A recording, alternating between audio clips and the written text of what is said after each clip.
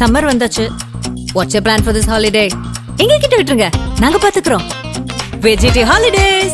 GT Holidays, South India's #1 travel brand. Paytm வழங்கும் இண்டாய் Chennai lid fest வரும் April 5 மற்றும் 6 தேதிகளில் சென்னை மீனம்பாக்கம் AM ஜெயின் கல்லூரியில் நடைபெற உள்ளது. அனைவரும் வருக, அனுமதி இலவசம். இண்டாய் சென்னை லிட் ஃபெஸ்ட் 2025. டீலிமிட்டேஷன் தான் அப்படின்னா என்ன அப்படின்னா, ஜனத்தொகைக்கு ஏற்ப நாடாளுமன்ற தொகுதிகளை ரெப்ரசென்ட் பண்ண வைக்கிறது தான் டீலிமிட்டேஷன். இது 2 விதத்தில் பண்ணலாம். ஒன்று வந்து பார்த்தீங்கன்னா, இந்த 543 தொகுதிகளை அப்படியே வச்சுக்கிட்டு அதை ரீடிஸ்ட்ரிபியூட் பண்ணுறது. இந்த அனுமானத்தின் அடிப்படையில் பார்த்தீங்கன்னா, உத்தரப்பிரதேசத்தில் அவங்களோட மக்கள் தொகைக்கு தகுந்தாப்புல இப்போ இருக்கிற வந்து 80 சீட்ஸ் இருக்கு. அதை வந்து 91 சீட்ஸாக மாற்ற பார்க்குறாங்க. அப்போ 11 சீட்ஸ் வந்து அவங்களுக்கு இன்க்ரீஸ் ஆகும். பீகாரும் தமிழ்நாடும் பார்த்தீங்கன்னா கிட்டத்தட்ட ஒரு சீட் தான் டிஃப்ரென்ஸு. இப்போ தமிழ்நாடு 39 இருக்கு, பீகாருக்கு 40 இருக்கு. இப்போ பீகாருக்கு 10 சீட் ஏறுது. ஆனால் தமிழ்நாட்டுக்கு வந்து பார்த்தீங்கன்னா 8 சீட் குறையுது. இப்போ புரியுதுங்களா? இப்போ பீகாரை விட நம்ம வந்து முட்டாளாயிருவோம். ஆக்சுவலாக பாஜகவுடைய செயல் திட்டம் வந்து சீட்ஸ் அதிகரிக்கிறது தான். மொத்தம் வந்து பார்த்தீங்கன்னா அங்கே வந்து 850 சீட்ஸை வச்சு தான் அவங்க வந்து இதே நாடாளுமன்றம் கட்டியிருக்கிறாங்க. அப்போ அவங்களுக்கு அதிலே புரிந்து கொள்ளுங்கள், தமிழ்நாடு, ஆந்திரா, கேரளா, கர்நாடகா, பஞ்சாப், ஹிமாச்சல், உத்தரகண்ட் இது எல்லாமே பாஜகவுக்கு எதிர்ப்பு இருக்கக்கூடிய மாநிலங்களாக ஆளாத மாநிலங்கள். இது எல்லாத்துக்குமே வந்து சீட்ஸ் குறையுது. உத்தரப்பிரதேஷ், பீகார், ராஜஸ்தான், மத்திய பிரதேஷ்க்கு சீட் இன்க்ரீஸ் ஆகுது. அந்த 848 சீட்ஸ்ல ப்ரொஜெக்ஷன் போடும்பொழுது உத்தரப்பிரதேசுக்கு இப்போ 80 இருக்கு, அது 143 மாறி கிட்டத்தட்ட 63 சீட்ஸ் இன்க்ரீஸ் ஆகுது. தமிழ்நாடு வந்து 39 இருக்கு, 49 10 சீட் ஏறுது. இப்போ இந்த இது ஏறுற சீட்லாம் கணக்கு பண்ணி அவங்களோட கணக்கு பண்ணி பாருங்க, நமக்கு திரும்ப நட்டம் தான் பெரிய அளவு. எங்கிட்ட பிஜேபியின் தலைவர்கள் சிலர் பேட்டி கொடுக்கும்போதோ சிலர் கருத்துக்கள் பிஜேபி தலைவர்கள் பேசுறது, இதெல்லாம் எங்கிருந்து எடுத்தீங்க இந்த கணக்கெல்லாம்? யார் சொல்றது இதெல்லாம்? இப்போ நீங்க என்ன கணக்கு நீங்க வச்சிருக்கீங்க? அப்ப நீங்க சொல்லுங்க, டீலிமிட்டேஷன்ங்கிற பேச்சுவார்த்தைக்கே இடம் இல்லை, அதை பற்றி நாங்கள் சிந்திக்கவே இல்லைன்னு சொல்லுங்க. ஸ்டேட்மெண்ட் ஏன் வர மாட்டேங்குது உங்க சைட்ல இருந்து? இப்போதைக்கு இல்லை. அப்ப எப்போ வரும்? எப்படி கொண்டு வருவேன்? அப்போ வரும்ங்கிறீல, அது அப்போ வரும்போது என்ன பண்ணுவேன்? நீங்க பீகார்ல பாப்புலேஷன் கண்ட்ரோல் என்ன பண்ண போய் கேளுங்க. இப்போ வேலைக்கு வரான்ல, அவங்க எத்தனை குழந்தைங்க? சார் எனக்கு 6 குழந்தை சார். எப்போ கல்யாணம் ஆச்சுன்னா இப்போ 2 வருஷத்துனா சார்மா, 2 வருஷத்துக்கு அப்புறம் 6 குழந்தை தான், அது ஏதோ கணக்கு அவன் சொல்லுவான். அவங்க பெற்றுக்கிட்டே இருக்காங்க, அவங்களுக்கு அதுதான் வீரம்னு நினைக்கிறாங்க. இன்னும் காண்டம்ஸ் போட்டா அது வந்து சாமி குத்துன்னு நினைக்கிறாங்க. அங்க இதுதான் அவங்களோட பிரச்சாரம். ஆனா நீங்க என்ன பண்ணீங்க? நாம் இருவர் நமக்கு இருவர் நீங்க, அதுக்கப்புறம் நாம் இருவர் நமக்கு ஒருவர் நீங்க, அதுக்கப்புறம் நாம் இருவர் நமக்கே ஒருவருங்கிறீங்க, அதுக்கப்புறம் நாம் இருவர் நம்ம 2 பேரும் ஆம்பளைங்க அப்படிங்கிறீங்க. இங்க நம்ம ஊர் ஆளுநர் என்னென்ன பேச்சு பேசிருக்காரு, தமிழ்நாடுன்னு சொல்லக்கூடாது, நீங்க ஆந்திர பிரதேசம் சொல்லக்கூடாது அப்படின்னு சொல்லுவீங்க. தாங்க இங்க மட்டும் அவ்வளவு குடச்சல கொடுத்துட்டு அங்கெல்லாம் நீங்க எல்லாம் உகாதிக்கு வாழ்த்து சொல்லிட்டு இது பண்ணிட்டு நல்லா போயிட்டு டான்ஸ் ஆடிக்கிட்டு, அவங்க ஆந்திராவில் ஏதாவது ஒரு இது பண்ணா அங்க போய் டான்ஸ் ஆடுறது, அங்க நல்லா ஜாலியா இருந்தீங்க. இங்க அப்படி இருந்தாரா? இவர் வந்துட்டு வள்ளுவருக்கு என்ன ஒயிட்டு போடக்கூடாது, காவி போடு அப்படின்னு இவர் இங்க வந்து, அதுக்கப்புறம் வந்து நான் வந்து தேசிய கீதத்தை தான் எந்திரிப்பேன், தமிழ் வாழ்த்துக்கு நான் எந்திரிக்க மாட்டேன், தேசிய கீதத்தை தான் நீ முதல்ல போடணும் பண்ணிட்டு இருந்தாரா இல்லையா? நீங்க அதை பண்ணீங்களா? சரிங்க, இப்போ இந்த டீலிமிட்டேஷன் நடந்துருச்சுன்னு வச்சுக்கோங்க. அதுக்கப்புறம் தமிழ்நாட்டில் ஜெயிச்சா என்ன, ஜெயிக்கட்ட என்ன? நீங்க உங்களுக்கு ஹிந்தி தெரியுமா? ஹிந்தி தெரியலன்னா உங்க பொழப்பு போச்சு. நீங்க நாளைக்கெல்லாம் போயிட்டு அங்கே நார்த்தில் போய் பேசணும்.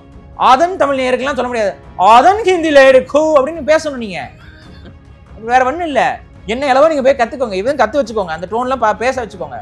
வாய்ப்பு இல்லை இனிமேது. டீலிமிட்டேஷன் அதுவுமே தொகுதி மறுவரை நமக்கு தொகுதியை குறைக்க போறாங்கன்ற பயத்தை நீங்களும் காட்டுறீங்க. ஏற்கனவே இந்தியாவின் பல மாநில கட்சிகள், அதுவும் தென்னிந்திய கட்சிகளை வந்து அழைத்து சில முதல்வர்கள், துணை முதல்வர் வந்திருந்தாங்க. ஒரு 3 மாநில முதல்வர், துணை முதல்வர் வந்திருந்தாங்க. சில மாநில முதல்வர்கள் வரல, அதுவும் இந்தியா கூட்டணியில் இருந்த முதல்வரே வரல. ஐயா ஸ்டாலின் தலைமையில் நடந்த அந்த ஃபேர் டீலிமிட்டேஷன் கூட்டத்தெல்லாம் நீங்க பார்த்தீங்க. அதற்கு பிறகு நீங்க பேசினதையும் நான் பார்த்தேன். உண்மையிலேயே ஆபத்தா? தென் மாநிலங்களை புறக்கணித்து விட்டு வட மாநிலங்களை பிஜேபி ஜெயிக்கணும்னு நினைக்கிறாங்களா? நமக்கு அந்த மாதிரி ஒரு சிக்கல் இருக்கா?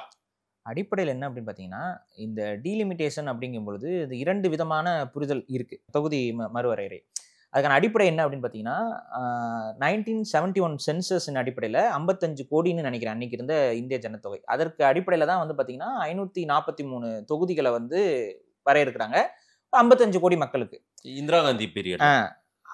அதுக்கு முன்னாடியும் ஒரு முறை வந்து இந்த தேர்தல் மறுவரையறை நடந்திருக்கு, 53ல் ஒரு முறை நடந்திருக்கு. அப்போ இதுக்கு அடுத்து என்ன ஆகுதுன்னு பார்த்தீங்கன்னா, எமர்ஜென்சி இதெல்லாம் ஏற்படுது. இந்த எமர்ஜென்சிக்கு அப்புறம் இதை பற்றியான ஒரு சூழலே அமையாம போயிடுது. அவங்க அப்படியே விட்டுட்டாங்க. 2001 ஒரு டாக் நடக்கு, வாஜ்பாய் பீரியட் சென்சஸ் பண்றாங்க. 2001 சென்சஸ் அப்ப திரும்ப அதை டீலிமிட்டேஷன் பண்ணணும் அப்படிங்கிற மாதிரி பேச்சு வருது. அது பாஜக தான் திரும்ப அதை வந்து கொண்டு வரணும்னு பிளான் பண்றாங்க. ஆனா அன்னைக்கு இருந்த சூழலும் அதுக்கு ஒத்து வரலைங்கிறனால அதை அப்படியே விட்டுறாங்க. இப்படியே தள்ளி தள்ளி தள்ளி தள்ளி போய் கிட்டத்தட்ட இப்போ வந்து ஒரு 50 டென்யூர் முடியுது.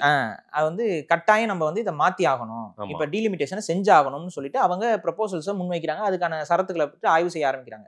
அப்போ இந்த டீலிமிட்டேஷன்னா அப்படின்னா என்ன அப்படின்னா, ஜனத்தொகைக்கு ஏற்ப நாடாளுமன்ற தொகுதிகளை ரெப்ரசென்ட் பண்ண வைக்கிறது தான் டீலிமிட்டேஷன். அப்போ இன்னைக்கு மொத்தம் வந்து 543 தொகுதி இருக்கு. இதை வந்து ஜனத்தொகைக்கு ஏற்ப நம்ம வந்து ரெப்ரசன்டேஷன் பண்ண வைக்கணும் அப்படின்னு சொல்லிட்டு இருக்காங்க. இது 2 விதத்துல பண்ணலாம். 2 ப்ரொபோசல்ஸ் இருக்கு. அதுக்கு வந்து நான் சொல்றேன். ஒன்னு வந்து பாத்தீங்கன்னா, இந்த 543 தொகுதிகளை அப்படியே வச்சுக்கிறது. சரி, அப்படியே வச்சுக்கிட்டு அதை ரீடிஸ்ட்ரிபியூட் பண்றது. பாப்புலேஷனுக்கு தகுந்த மாதிரி அந்த பெர்சன்டேஜை மாத்தி ரீடிஸ்ட்ரிபியூட் பண்றது. அப்படி ரீடிஸ்ட்ரிபியூட் பண்ணும் பொழுது உத்தரப்பிரதேசத்துக்கு தோராயம், இதான் வந்து ப்ரொஜெக்ஷன்ஸ், இது தோராயமான இருக்கிற 543 வச்சுக்கிட்டு அப்படியே வச்சுக்கிட்டு சில மாநிலங்களை குறைக்கிறது, சில மாநிலங்களை ஏற்றுறது. இந்த இது ஒன்று. இன்னொன்று வந்து அப்படியே வந்து சீட்ஸ் அதிகரிக்கிறது. ஆக்சுவலா பாஜகவுடைய செயல் திட்டம் வந்து சீட்ஸ் அதிகரிக்கிறது தான். அதான் 848 848 சீட்ஸ் வந்து அவங்க பிளான் பண்ணிருக்காங்க. 848 மொத்தம் வந்து பாத்தீங்கன்னா அங்க வந்து 850 சீட்ஸ் வச்சு தான் அவங்க வந்து இதே நாடாளுமன்றம் கட்டியிருக்காங்க. அப்ப அவங்களுக்கு அதுலயே புரிந்து கொள்ளுங்கள். அப்ப அவங்க அதை தான் நோக்கி நகர போறாங்க. நிறைய சீட்ஸ் அவங்க போட்டிருக்காங்கனாவே அவங்க வந்து கான்ஸ்டன்டா இதை வச்சுக்கிட்டு 858 இருக்க போட்டிருக்காங்க. 850 இருக்கே போட்டிருக்காங்க. ஸோ 848 சீட்ஸை வந்து 2 சீட் எக்ஸ்ட்ரா யாராவது குழந்தைங்க கூட்டி இருந்தா உட்கார வச்சுருக்கு. சரியா, அப்படி அவங்க பிளான் பண்ணியிருக்கிறாங்க. ஸோ இதுதான் இங்க விஷயம். அப்ப இந்த இதுல முதல்ல வந்து ஒரு அதை அப்படியே வச்சுக்கிறது. அந்த வந்து 543 சீட்ஸ் அப்படியே வச்சுக்கிட்டு ஒவ்வொரு ஸ்டேட்ஸ்க்கும் அந்த இதை பிரிச்சு கொடுத்தா எப்படி இருக்கும்னு ஒரு ப்ரொஜெக்ஷன். இது ப்ரொஜெக்ஷன் தான். இது வந்து ஒரு அவங்க அனுமானம் அப்படிங்கிறது தான். இந்த அனுமானத்தின் அடிப்படையில் பாத்தீங்கன்னா உத்தரப்பிரதேசத்துல அவங்களோட மக்கள் தொகைக்கு தகுந்தாப்புல இப்ப இருக்கிற வந்து 80 சீட்ஸ் இருக்கு. அதை வந்து 91 சீட்ஸா மாத்த பாக்குறாங்க. அப்ப 11 சீட்ஸ் வந்து அவங்களுக்கு இன்க்ரீஸ் ஆகும். இது அப்படியே சீட்ஸை வச்சுக்கிட்டு பண்ணும்போது பீகாருக்கு இப்ப 40 இருக்கு. ஆக்சுவலா பீகாரும் தமிழ்நாடும் பாத்தீங்கன்னா கிட்டத்தட்ட ஒரு சீட் தான் டிஃபரன்ஸ். இப்ப தமிழ்நாடு 39 இருக்கு, பீகாருக்கு 40 இருக்கு. இப்ப பீகாருக்கு 10 சீட் ஏறுது, புரியுதுங்களா? ஆனா தமிழ்நாட்டுக்கு வந்து பாத்தீங்கன்னா 8 சீட் குறையுது.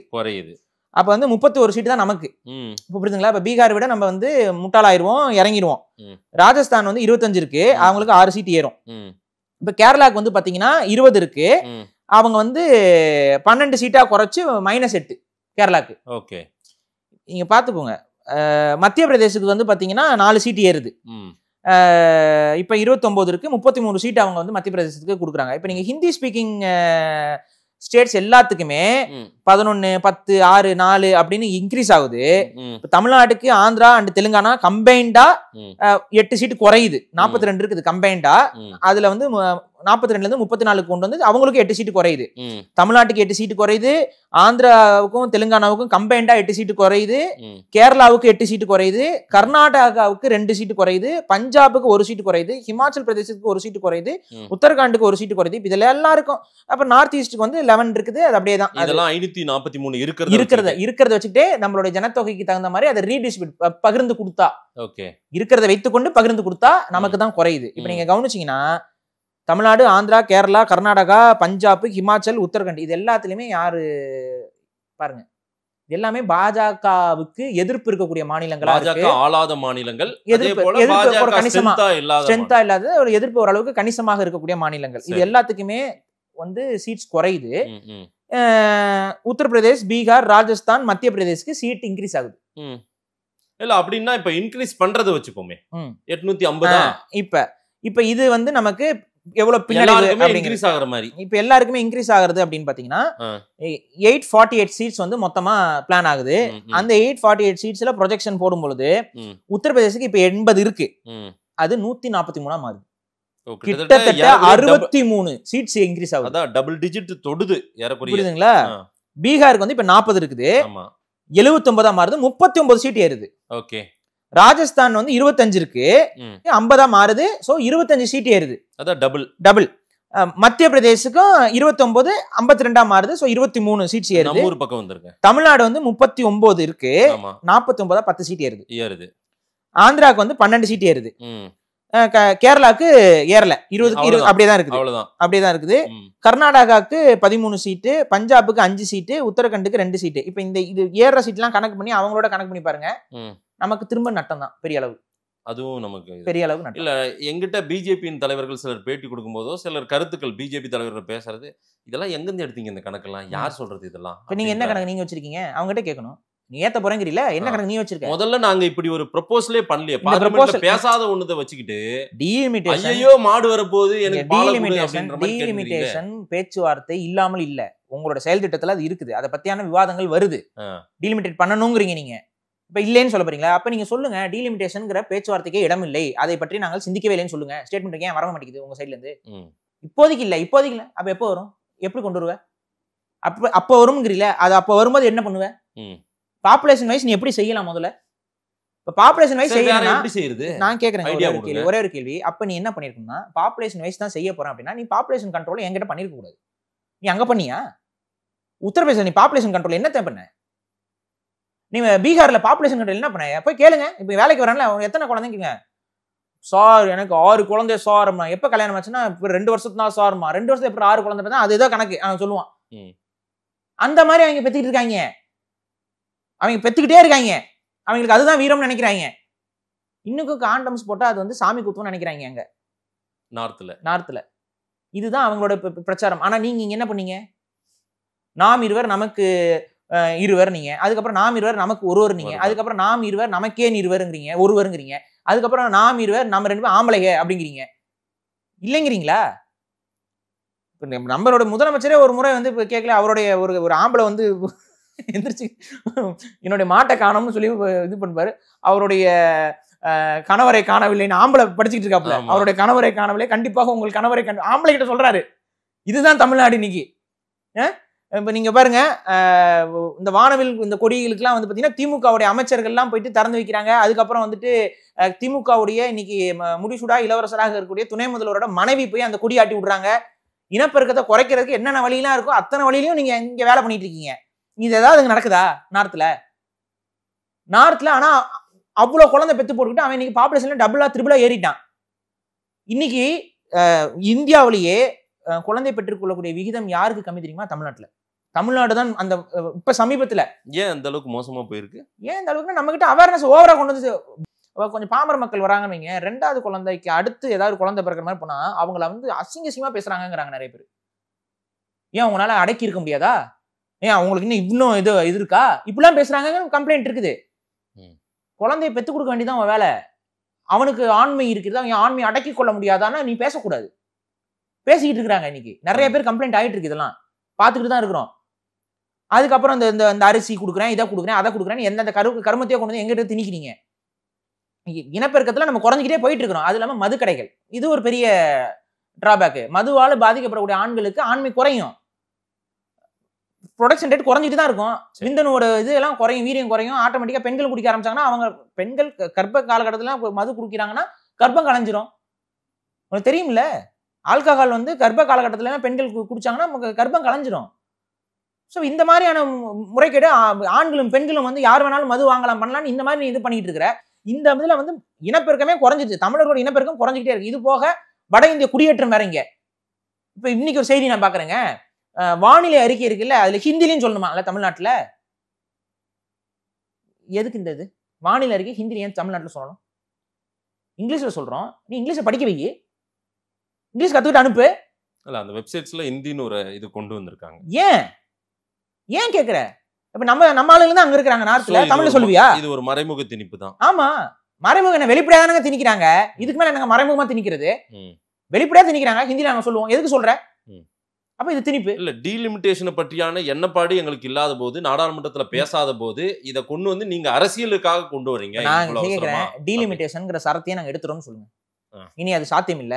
ஏன்னா இங்க இந்தியாவுல பல தேசிய இனங்கள் இருக்கு. இந்த தேசிய இனங்கள்ல இன பெருக்க விகிதத்துல நிறைய மாற்றங்கள் இருக்கு. ஆனா இதை காரணம் காட்டி நாங்க வந்து நாடாளுமன்ற தொகுதிகளை எல்லாம் மாற்றி கொண்டிருந்தோம் என்றால் கடைசியில இந்த தேசிய இனங்களுடைய உரிமை என்பது பறிக்கப்பட்டு விடும், தமிழர்களுடைய உரிமை பறிக்கப்பட்டு விடும். அவங்க சரிங்க, இப்ப இந்த டீலிமிட்டேஷன் நடந்துருச்சுன்னு வச்சுக்கோங்களேன், அதுக்கப்புறம் தமிழ்நாட்டுல ஜெயிச்சா என்ன, ஜெயிக்கட்ட என்ன, நம்ம எல்லாம் பேச வேண்டிய அவசியம் இருக்கா? நீங்க நீங்க உங்களுக்கு ஹிந்தி தெரியுமா?